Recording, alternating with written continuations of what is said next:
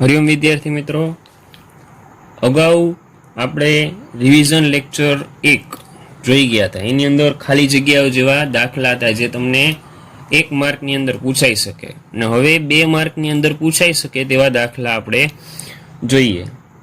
તો જુઓ, સાદુરૂપ આપો.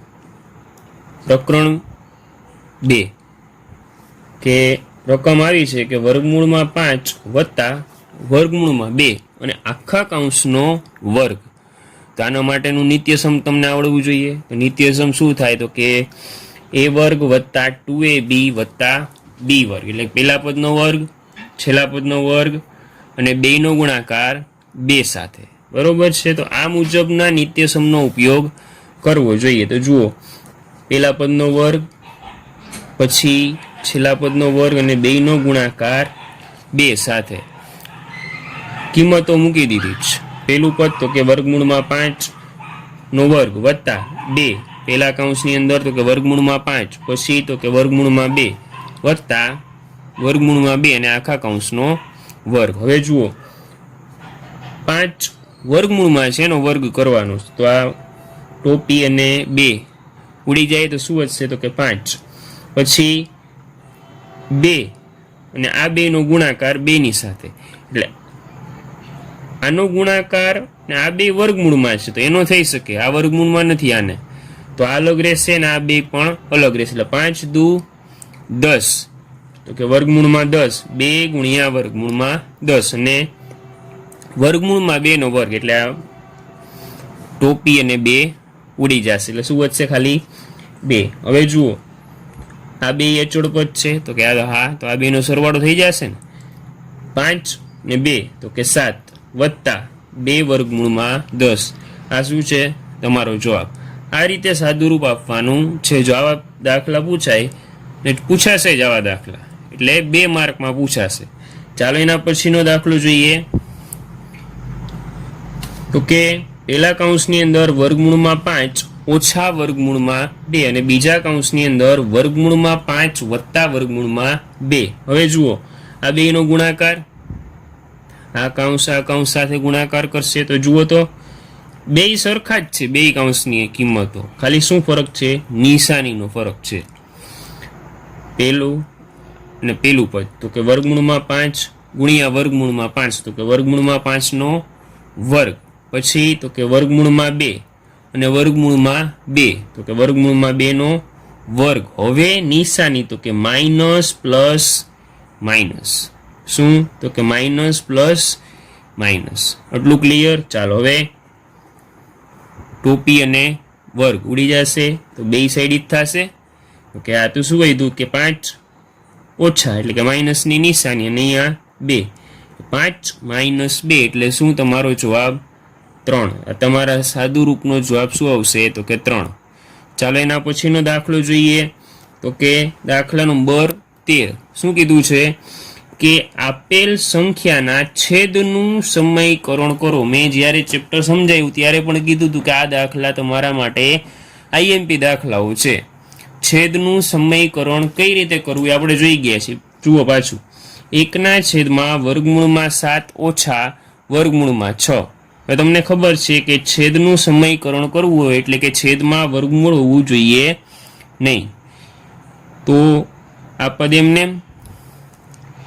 ઈ જ પદ સાથે ગુણાકાર કરાવવાનો. છેદમાં જે પદ છે એ જ પદ સાથે ગુણાકાર કરવાનો, પણ નિશાની ચેન્જ કરવાની. જો અહીંયા માઇનસ છે તો હું અહીંયા શું મૂકીશ? પ્લસ. અને જો અહીંયા પ્લસ હોત તો હું અહીંયા શું મૂકત? માઇનસ. ચલો એટલું ક્લિયર? શું કરવાનું? તો કે 1 છેદમાં વર્ગમૂળમાં 7 ઓછા વર્ગમૂળમાં 6, ઈ જ સંખ્યા સાથે ગુણાકાર.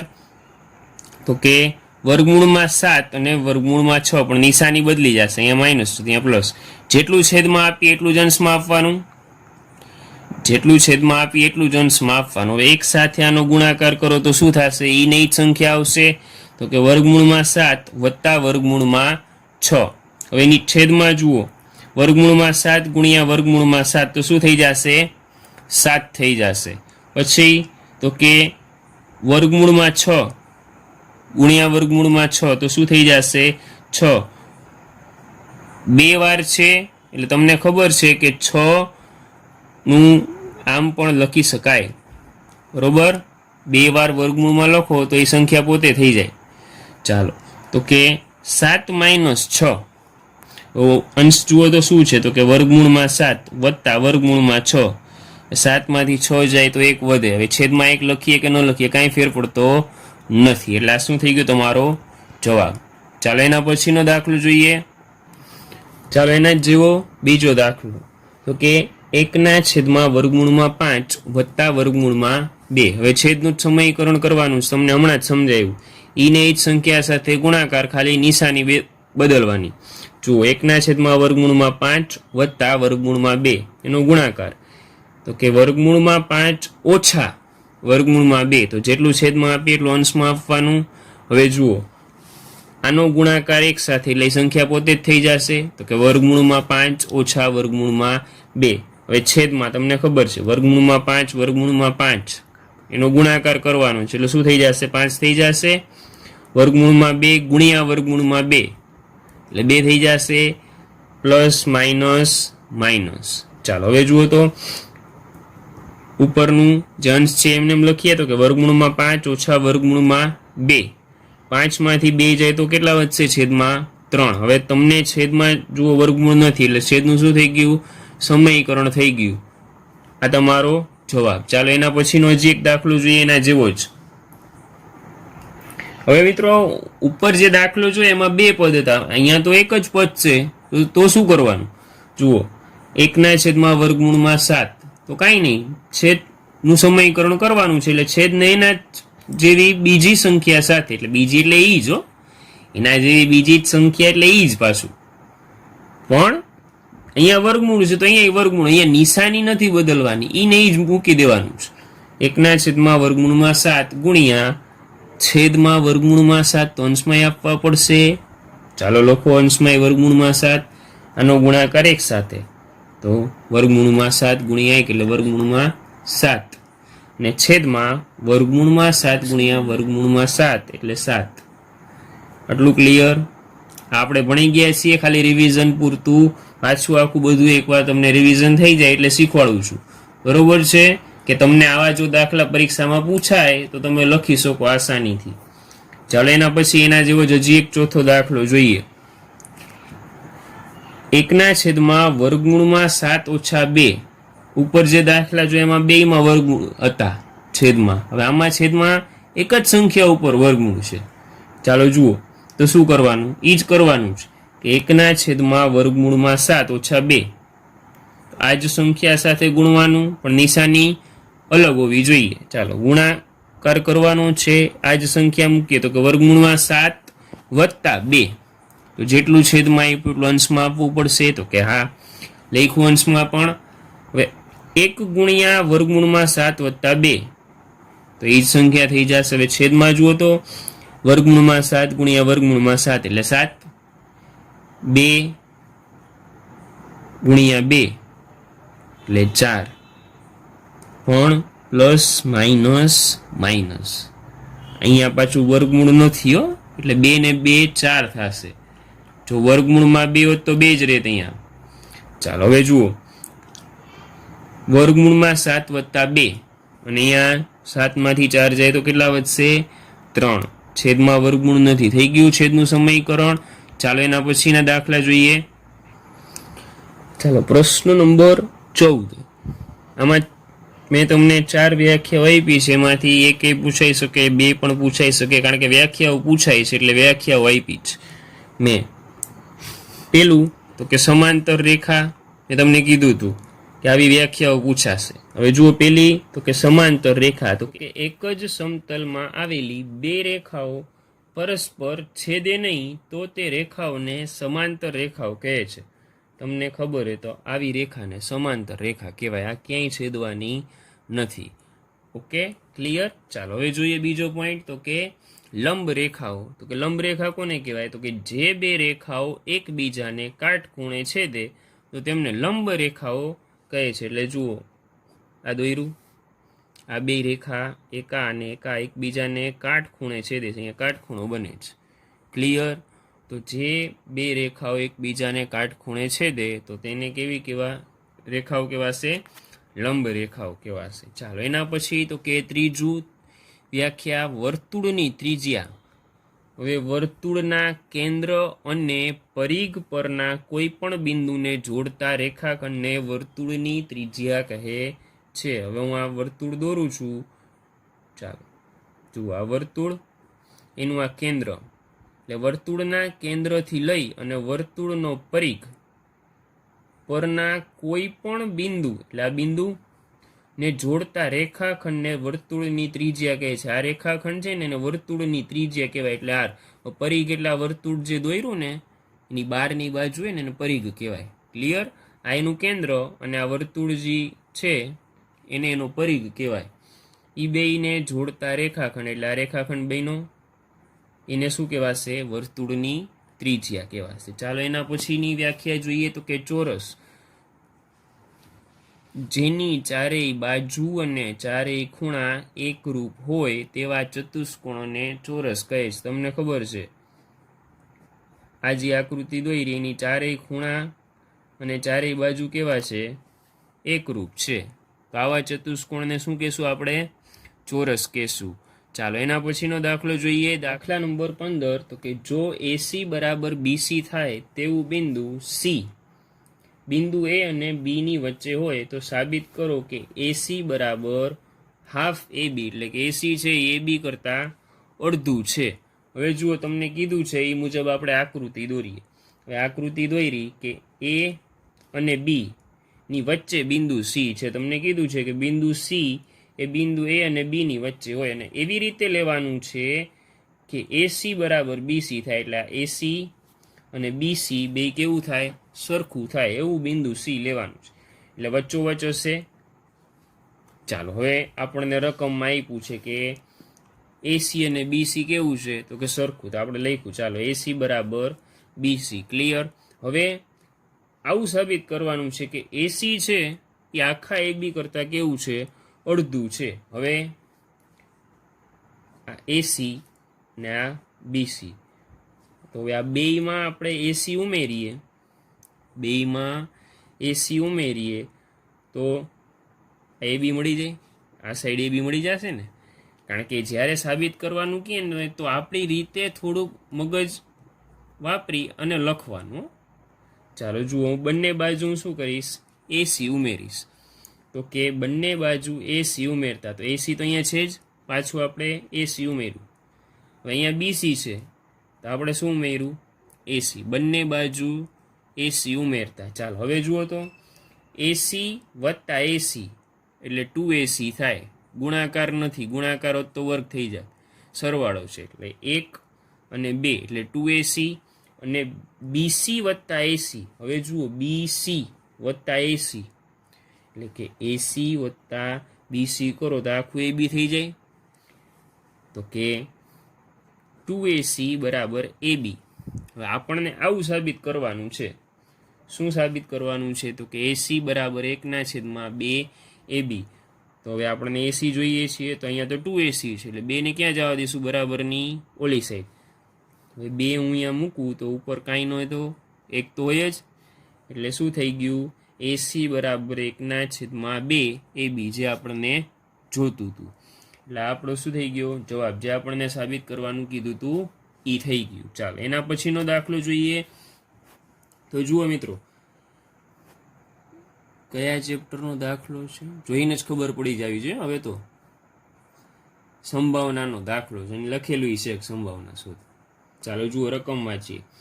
ક્રિકેટમાં એક સ્ત્રી ખેલાડી 30 બોલમાંથી 6 વાર દડાને ક્ષેત્રરેખાથી બહાર મોકલ્યો તો દડાને ક્ષેત્રરેખાથી બહાર ન મોકલ્યો હોય તેની સંભાવના શોધો. તમને સંભાવનાનો દાખલો ક્યાંય પૂછાય એટલે તમારે શું કરવાનું છે મેં સમજાવ્યું હતું. એક તો M ગોતવાનું અને N ગોતવાનું, એટલે તમારો દાખલો થઈ ગયો. બરોબર? M અને N ગોતતા તમને રકમમાંથી આવડવું જોઈએ. હવે રકમ જુઓ, કુલ બોલ કેટલા થયા? તો કે 30.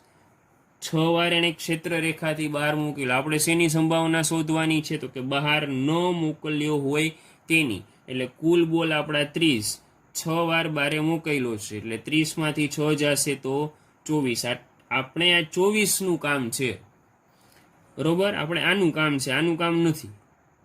આની સંભાવના શોધવાની છે. એટલે તમારું કુલ દળ આ તો કે n 30 અને m કેટલું થશે તો કે 24. તમને સૂત્ર આવડે જ છે, શું તો કે પી ઓફ એ બરાબર m ના છેદમાં n. તમારું m કેટલું છે તો કે 24, n કેટલું છે તો કે 30. મેં તમને કીધું તું સીધું ભાગ ઉડાડતા ન આવડે તો કટકા કરી નાખવાના આના.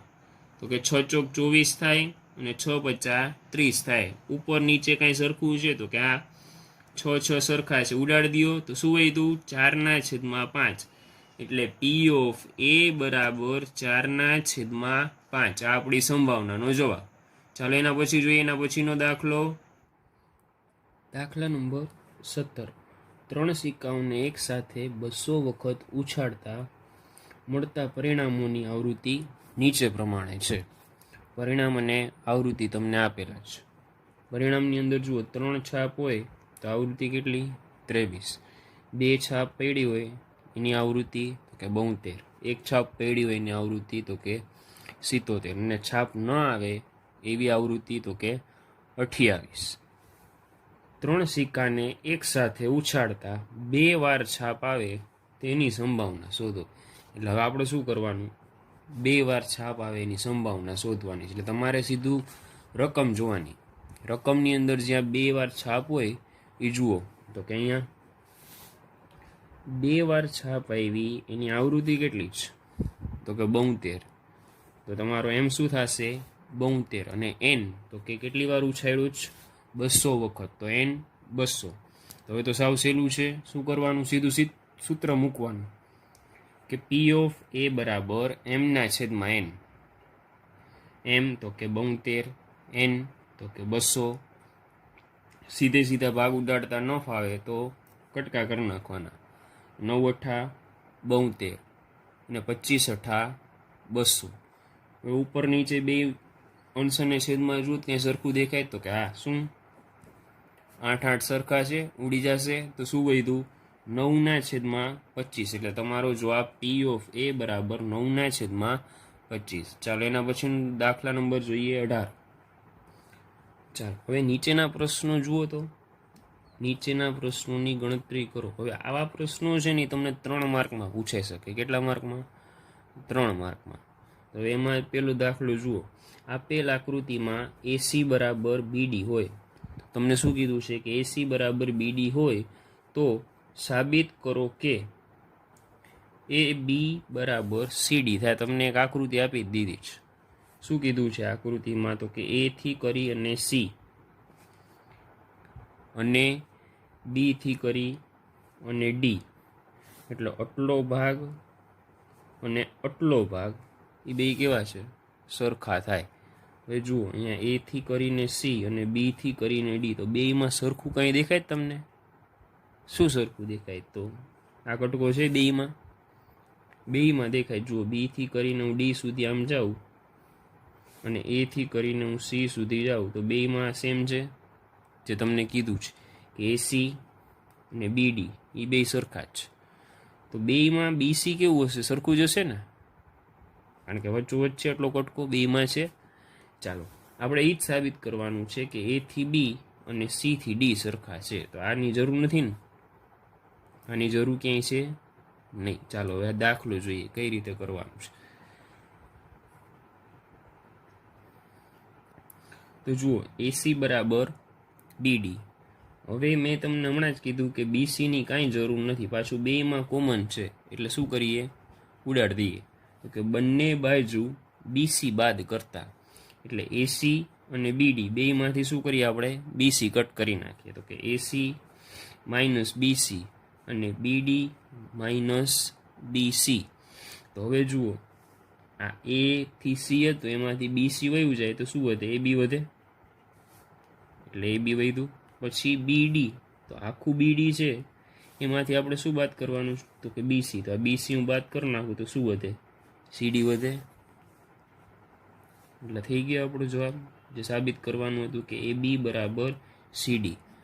આ પોઈન્ટમાં કાંઈ જ નથી. આ દાખલો 3 માર્કમાં પૂછાય છે મિત્રો. ખાલી આકૃતિ સમજવાની છે. તમને જો આકૃતિ સમજાઈ જાય તો તમે આસાનીથી સાબિત કરી શકો છો. બરોબર. એવું હોય તો 2 વાર દાખલો જોઈ જાજો. ચાલો એના પછી જોઈએ અવયવ પાડો. આવા દાખલા આપણે ભણી ગયા છીએ, બરોબર. ચાલો જુઓ 19મો દાખલો તો કે અવયવ પાડો. એમાં 27y નો ઘન વત્તા 125z નો ઘન. હવે તો કે પેલું પદ ને આ બીજું પદ, હવે આ બેના ઘન આપ્યા છે તમને, તો આવી રીતે લખી શકાય કે 27 છે એ 3 નો ઘન થાય, તો કે 3y, y નો ઘન છે ને, તો હું આમ લખી શકું કે 3y આખાનો ઘન વત્તા તો 5 છે એ 125 છે એ 5 નું ઘન થાય, 5 નું ઘન કરીએ તો, ને z નો ઘન છે તો આમ લખી શકું ને કે 5z આખા કૌંસનો ઘન. હવે મિત્રો અહીંયા તમને નિત્ય સમ આવડવું જોઈએ. આનું નિત્ય સમ મેં બાજુમાં લખ્યું નથી, મને આવડે છે, તમને આવડવું જોઈએ, બરોબર છે. ન આવડતું હોય પાછું એકવાર રિપીટ જોઈ લેજો જૂના વિડીયોમાં, એટલે આવડી જશે. જુઓ પેલા કૌંસમાં 2 લખવાનું એકવાર, તો કે 3y વત્તા 5z, પછી એકવાર નીકળી ગયેલો, 2 વાર વધશે. જુઓ 3y આખા કૌંસનો વર્ગ ઓછા 3y ગુણ્યા 5z વત્તા 5z નો વર્ગ. હવે તમને ખબર છે કે આના શું કરવાનું, છૂટું પાડવાનું છે. આ તો એમને જ રહેશે લટકાનું છેલ્લે સુધી, જ્યાં સુધી જવાબ ના આવે ત્યાં સુધી આને ફેરવવાનું. હવે જુઓ 3 નો વર્ગ શું થાય, તો કે 9, ને y નો વર્ગ y વર્ગ, તો કે 9y વર્ગ માઇનસની નિશાની. હવે આ બે કૌંસ એકબીજા સાથે ગુણાકારના સંબંધમાં છે, તો કે 3 × 5 = 15 yz, એટલે કે 15yz સરવાળાની નિશાની. 5 નો વર્ગ તો કે 25, z નો વર્ગ તો કે z વર્ગ, 25z વર્ગ. તો મિત્રો આ તમારો જવાબ કાંઈ જ નથી. આ એક જ સ્ટેપ વ્યવસ્થિત જો આવડે તો સીધો જવાબ મળી જાય. એના 3 માર્ક છે મિત્રો, છે ને સહેલું. ચાલો એના પછીનો દાખલો જોઈએ 20મો. દાખલા નંબર 20, તો કે બિયારણની 5 થેલીમાંથી દરેકમાંથી 50 બીજ પસંદ કરવામાં આવ્યા અને તેને અંકુરણ માટે ઉચિત પરિસ્થિતિમાં મૂકવામાં આવ્યા. 20 દિવસ પછી દરેકમાંથી અંકુરિત થયેલા બીજની ગણતરી કરવામાં આવી અને તે નીચે પ્રમાણે છે. હવે મિત્રો તમને હવે આમાંથી શું ગોતવાનું છે, પહેલા તો n ગોતવાનું છે. n છે શું, આ n છે, આ n છે કે આ n છે, બરોબર. એમ ખબર ન પડે, આખી રકમમાં છે તો ખબર પડે કે n શું હશે. જુઓ થેલી અને અંકુરિત થયેલા બીજની સંખ્યા તો 1, 2, 3, 4 અને 5. તો પેલું પ્રેફરન્સ આને આપવાનું, કાં તો કે થેલી કેટલી છે 5. આ બધી થેલીની અંદર વસ્તુઓ પડી છે, બરોબર ને. જુઓ પેલી થેલીમાં 40, બીજી થેલીમાં 48, ત્રીજીમાં 42, ચોથીમાં 39 અને પાંચમીમાં 41 બીજ છે. તો આપણે શું કરવાનું છે એ જોઈએ, એટલે હમણાં ખબર તમારું એન કોને કહેવાનું. નીચેનામાંથી બીજની અંકુરિત થવાની સંભાવના શોધો. શું કીધું છે, બીજની અંકુરિત થવાની સંભાવના શોધો. હવે એનો પેલો પ્રશ્ન શું કીધું છે, તો કે થેલીમાંના 40થી વધુ બીજ. એટલે હવે તમને ખબર પડી જવી જોઈએ કે થેલીમાંના 40થી વધુ બીજ એટલે તમારો n શું હશે મિત્રો, ઓલી જે 5 થેલી હતી ને એ તમારો n થાય. એટલે તમારો n શું થશે 5. દરેક દાખલા માટે આમાં જેટલા પણ આપ્યા હોય બધા માટે તમારો n 5, કારણ કે તમને થેલીમાંથી પૂછ્યું છે. ચાલો હવે થેલીમાંના 40થી વધુ બીજ, એટલે ઓલી 5 થેલી જુઓ તમને આપી જ રકમમાં 40થી વધુ બીજ. તો હવે 40થી વધુ ક્યાં દેખાય તમને, એક 48 વાળું, પછી 42 વાળું, પછી આનો આવે, આ આવશે ને 41, 40 આવે ન આવે, કારણ તો કે 40થી વધુ કીધું છે. એટલે 1, 2 અને 3. તો તમારો એમ શું થશે મિત્રો 3 થશે. m3 n5. તો તમને સૂત્ર તો આવડે જ છે, શું તો કે P of A બરાબર m/n, તો 3/5. આ શું થઈ ગયો તમારો જવાબ. ચાલો હજી એક આની અંદર પ્રશ્ન આપ્યો. શું પ્રશ્ન આપ્યો છે, તો કે થેલીમાંના 49 બીજ. શું કીધું તમને, થેલીમાંના 49 બીજ. હવે મિત્રો 49 કીધું, જુઓ તો રકમમાં 40, 39, 42, 39 ને 41 છે ક્યાંય 49? 49 છે નથી. તો આ કેવી સંભાવના છે? આની સંભાવના મળે? કાં ન મળે, કારણ કે અશક્ય ઘટના છે, કારણ કે 49 છે જ નહીં. તો અશક્ય ઘટનાની સંભાવના તમને ખબર શું? તો કે 0. એટલે આનો જવાબ શું થશે? 0. હવે ત્રીજો પ્રશ્ન એની અંદર હજી આપ્યો, જુઓ. થેલીમાંના 35 થી વધુ બીજ. થેલીમાંના 35 થી વધુ બીજ. હવે જુઓ તો ઉપર દાખલામાં 40, 48, 42, 39 અને 41. તો બધાય 35 થી વધુ છે ને? તો કે હા. તો કે જુઓ તમારો એમ શું થશે? 5, કારણ કે આપણને 35 થી વધુ બીજ કીધું છે. તો આ બધાયમાં 35 થી વધુ જ. તમારો એન તો ઓલરેડી 5 જ છે, સૂત્ર તમને આવડે જ. P ઓફ A બરાબર m/n. તો કે m એ 5, n એ 5. તો 5 5 ઉડી જાય, તો શું વધે? 1. તો P ઓફ A બરાબર 1. હવે મિત્રો તમને એ ખબર જોઈને જ ખબર પડી જવી જોઈએ કે આ શક્ય ઘટના છે, કારણ કે 35 કોઈ બધાય 35 થી વધુ છે. શક્ય ઘટના અને ચોક્કસ ઘટના, એટલે ચોક્કસ ઘટનાની સંભાવના હંમેશા શું હોય મિત્રો? 1 હોય. એટલે આનો જવાબ શું આવશે? 1 આવશે. ચાલો એના પછીનો દાખલો જોઈએ. હવે નીચેના પ્રશ્નોની ગણતરી કરીને જવાબ આપો. હવે 4 માર્કમાં તમને પૂછાઈ શકે ને એવા છે. હવે એવું નથી કે 4 માર્કમાં જ પૂછાય. તમને એમ કહી દઈએ કે 2 માર્કના 2 દાખલા ગણો તો એ 4 માર્ક કરી શકે. કોઈ એક પ્રશ્ન હશે એનો 4 માર્ક હોય. આવા પ્રશ્ન 4 માર્કમાં જ પૂછાય છે, જે મેં અહીંયા ગોતીને રાખ્યા છે. ચાલો એ જોઈએ. તો કે 21મો પ્રશ્ન, તો કે અવયવ પાડો. શું કીધું છે તમને? અવયવ પાડો. હવે રકમ આપીશ તમને કે 27x ઘન વત્તા y ઘન વત્તા z ઘન ઓછા 9xyz. ચાલો તો હવે આનું સાદું રૂપ આપવાનું સ્ટાર્ટ કરીએ. તો કે 27 3 નો ઘન થાય, x નો ઘન, તો આમ લખી શકું કે 3x આખા કૌંસનો ઘન વત્તા y આખા કૌંસનો ઘન વત્તા z આખા કૌંસનો ઘન માઇનસ 3 કૌંસમાં 3x y અને z 3 તેરી 9 xyz. આવી રીતે થયું. આપણે છૂટું કરવાનું છે, બરોબર? આ આપેલું જ છે, એ છૂટું કરવાનું છે. તો આના જે નિત્યસમ છે એ તમને આવડવું જોઈએ. આ મેઇન નિત્યસમ છે, છેલ્લું તમને આવડવું જ જોઈએ. જુઓ, આ ત્રણેયનો ઘન છે, તો એકવાર લખવાનું કે એક્સ વાય ઝેડ, એકવાર અલગથી લખી નાખવાનું કે 3x વત્તા વાય વત્તા ઝેડ. એકવાર આવી ગયું બારે, તો અંદર કેટલી વાર હશે? હવે 2 વાર. તો કે 3x આખા કૌંસનો વર્ગ વત્તા વાયનો વર્ગ વત્તા ઝેડનો વર્ગ ઓછા, મેં તમને કીધું હતું કે ત્રણેય એકવાર લખી નાખવાના, પછી 2 વાર વધે, એટલે ત્રણેયને વર્ગ આપવાનું, પછી પેલું બીજું, બીજું ત્રીજું અને ત્રીજું પેલું. આ નિત્યસમ છે, યાદ રાખવાનું. ચાલો જુઓ, અહીંયા સુધી કમ્પ્લીટ સમજાઈ ગયું છે. હવે પેલું બીજું તો અહીંયા જોઈ લેવાનું. પેલું બીજું તો કે પેલું શું? તો કે 3x. બીજું શું છે? તો કે y. પછી બીજું ત્રીજું, તો બીજું તો કે y, ત્રીજું તો કે z. પછી ત્રીજું પેલું તો કે ત્રીજું z અને પેલું તો કે 3x. હવે અહીંયા તમને માઇનસ છે, એટલે આ બધી નિશાની કેવી રહેશે? પાછળની માઇનસ.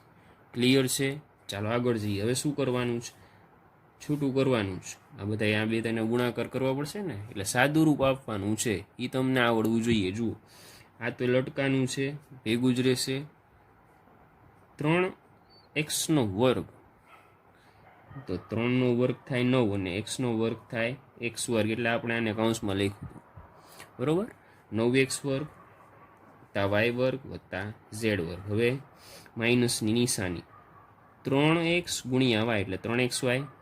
પછી માઇનસની નિશાની તો કે y ગુણ્યા z એટલે yz.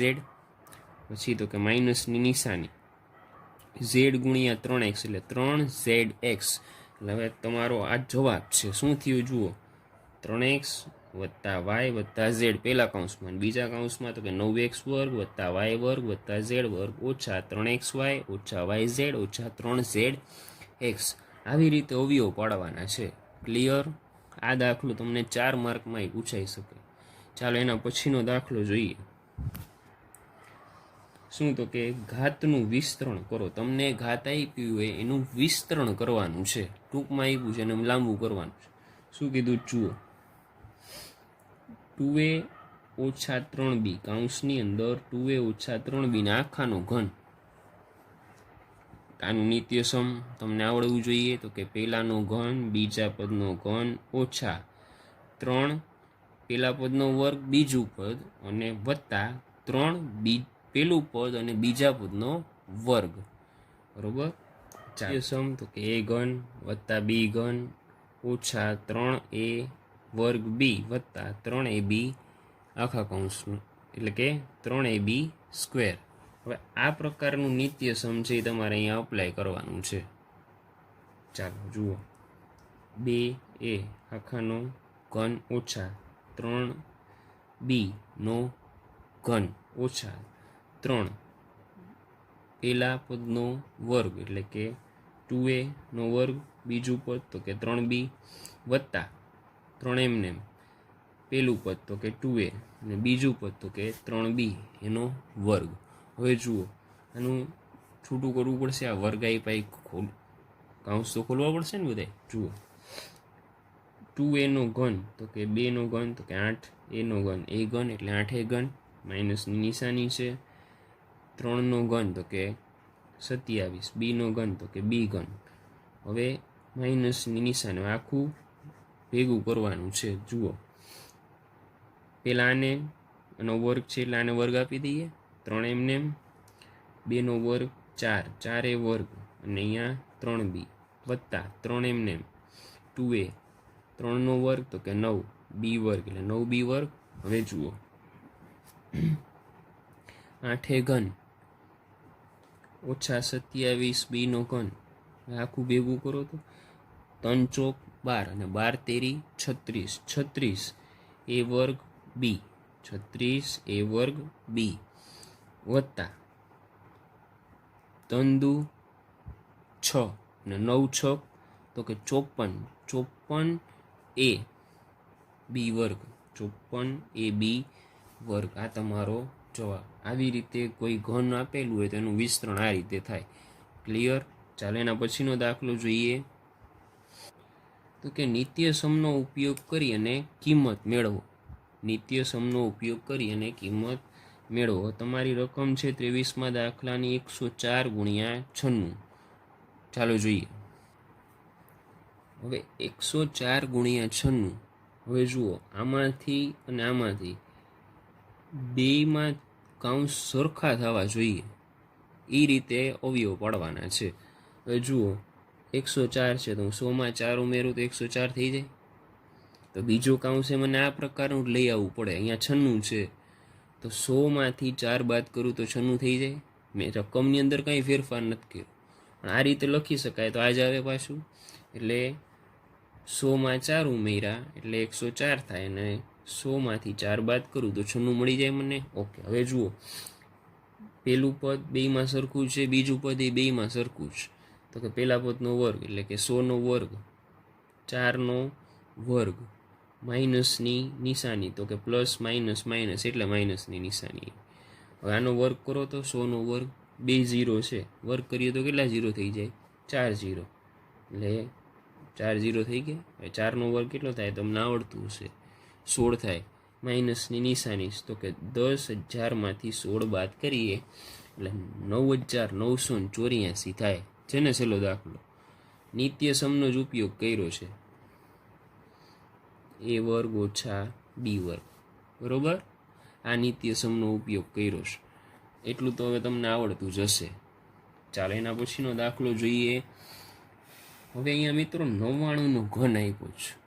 શું કીધું છે? 99નો ઘન. તો 100માંથી 1 બાદ કરું તો 99 થઈ જાય. તો 100 - 1 આખાનું ઘન આ પ્રકારે લખી શકાય. હવે આનું તમને શું આવડવું જોઈએ? નિત્યસમ આવડવું જોઈએ. મેં લખ્યું જ છે નીચે જુઓ. આને આપણે a કહેશું, આને કહેશું b, એટલે a ઘન ઓછા b ઘન ઓછા 3ab કૌંસમાં a - b. એટલે હવે જુઓ, આની નિત્યસમની અંદર કિંમત મૂકી. એ એટલે કે 100, 100નો ઘન. પછી બી એટલે કે 1, 1નો ઘન ઓછા 3 એમને એ બી, તો કે એ એટલે 100 અને બી એટલે 1, અને કૌંસની અંદર એ માઇનસ બી. તો એ શું છે 100 અને બી શું છે તો કે 1, તો કે 100 માઇનસ 1. હવે જુઓ 100નો ઘન કરવાનો છે, 2 0 છે, ઘન કરીએ તો કેટલા થઈ જાય 6 0. તો કે જુઓ 2 4 અને 6, એટલું ક્લિયર. 1નો ઘન કરો તો 1 જ થાય એટલે માઇનસ 1. 3 ગુણ્યા 100 ગુણ્યા 1 એટલે 300 થઈ ગયા, ઓછા 300. 100માંથી 1 જાય તો 99. હવે આ બધી વાત થઈ જાય ને ન થાય. આ બે આ તમે જે છે કે 10 લાખમાંથી 1 બાદ કરો તો 9,99,999 થાય, પણ આ ન થાય બાદ. કાં તો કે આ બે વચ્ચે ગુણાકારનો સંબંધ છે હજી, તો આનો ગુણાકાર આની સાથે થાય. તો કે જુઓ 9 તેરી 27નો સાતડો વધી ચડી 2, 9 તેરી 27 ને 2 29, એટલે 297. 2 0 મૂકી દો પાછળથી, થઈ ગયું શું થયું 29,700. હવે 9,99,999માંથી 29,700 બાદ કરો, તમારો જવાબ શું આવશે મિત્રો 9,70,299. એટલું ક્લિયર. ચાલો મિત્રો, આ તો આપણું રિવિઝન લેક્ચર 2. એટલા જે દાખલા હતા એ તમે જોઈ જશો તો તમે તમારી જે ટેસ્ટ છે એકમ કસોટી એ આરામથી વ્યવસ્થિત રીતે લખી શકશો. અને બીજું એક કે આપણે પેલું જે ચેપ્ટર ભણ્યા હતા એની અંદર વર્ગમૂળવાળા દાખલા હતા. વર્ગમૂળમાં 5, વર્ગમૂળમાં 3 એવા દાખલાઓ પણ પૂછાઈ શકે, બરાબર? એટલે એ દાખલા પણ એકવાર જોઈ જાજો. આજ માટે આટલું જ. હરિઓમ વિદ્યાર્થી મિત્રો.